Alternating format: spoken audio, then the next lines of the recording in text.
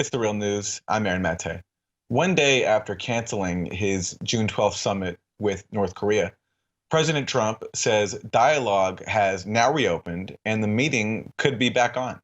Is the summit still on? We're going to see what happens. We're talking to them now.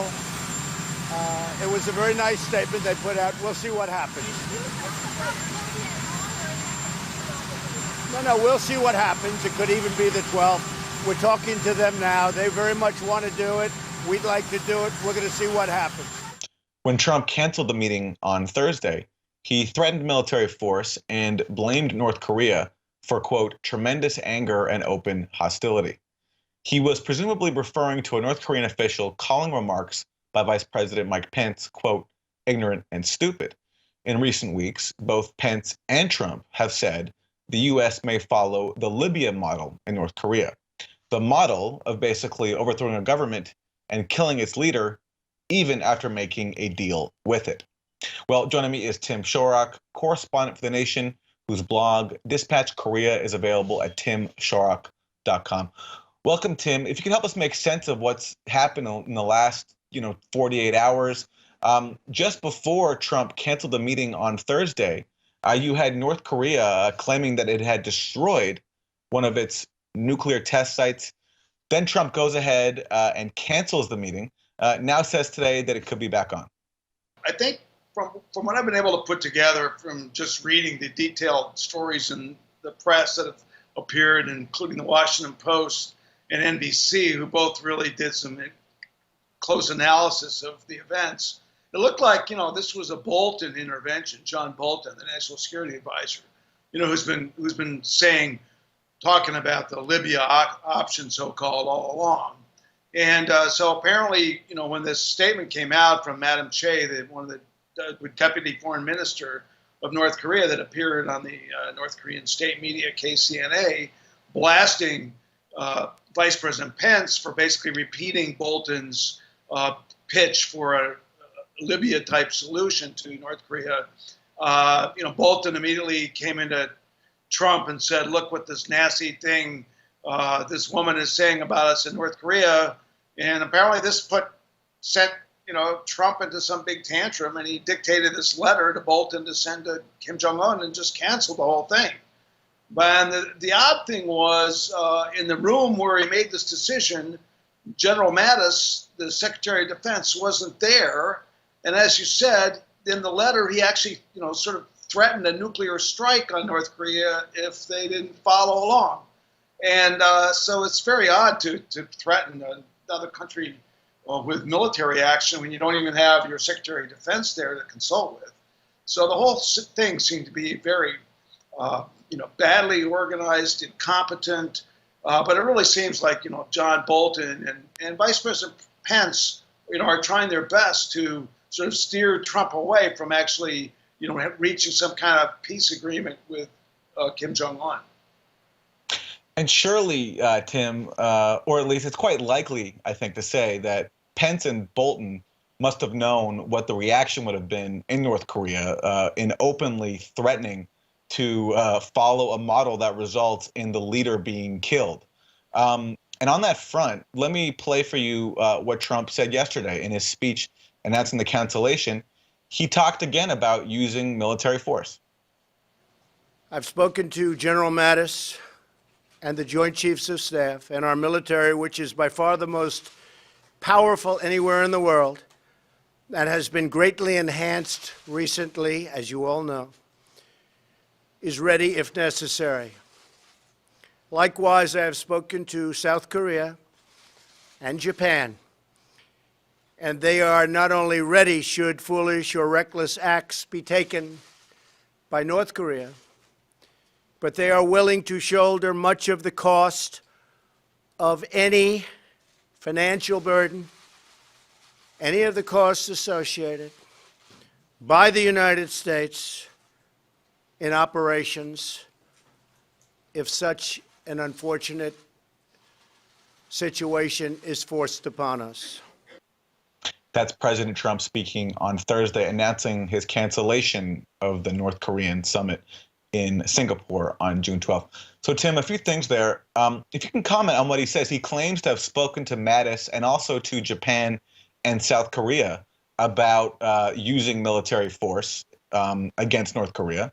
And just following up on what we were talking about before the clip we played, do you think that Pence and Bolton made those remarks about the Libya model knowing the result would be a North Korea response that Trump could then use as a pretext to cancel the meeting?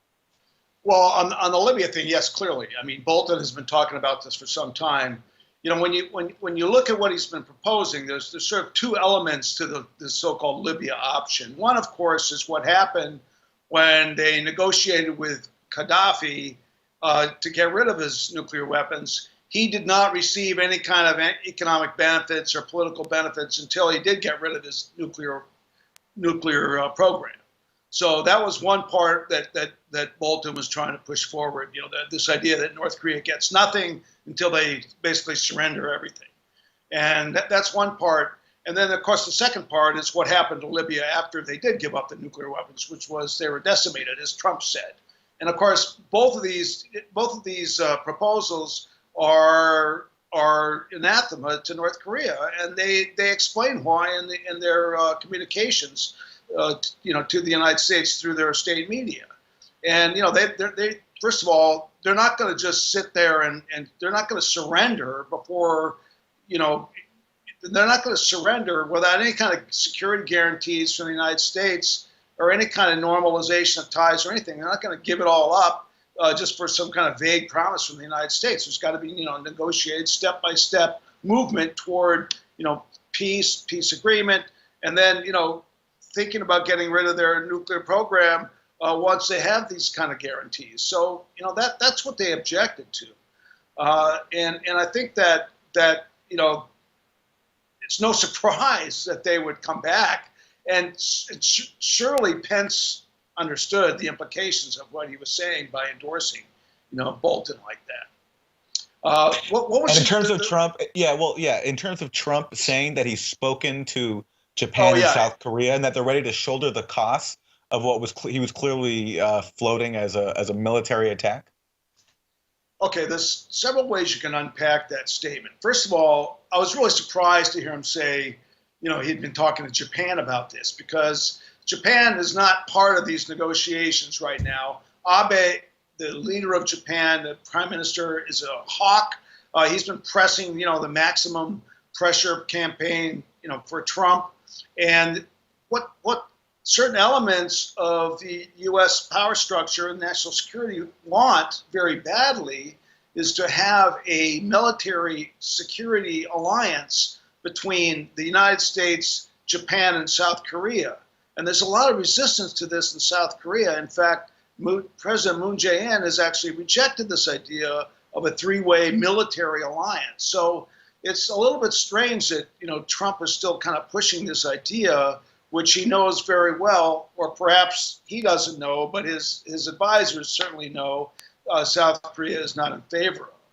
And so I would really take what he said there with lots of grains of salt, because I don't think this has anything to do with like planning over the next few weeks or months. I just think he's blabbing to sort of try to reassure his supporters and the public, or the American public, that we're going to be protected if North Korea does anything. But I thought that was very odd that he would bring that up.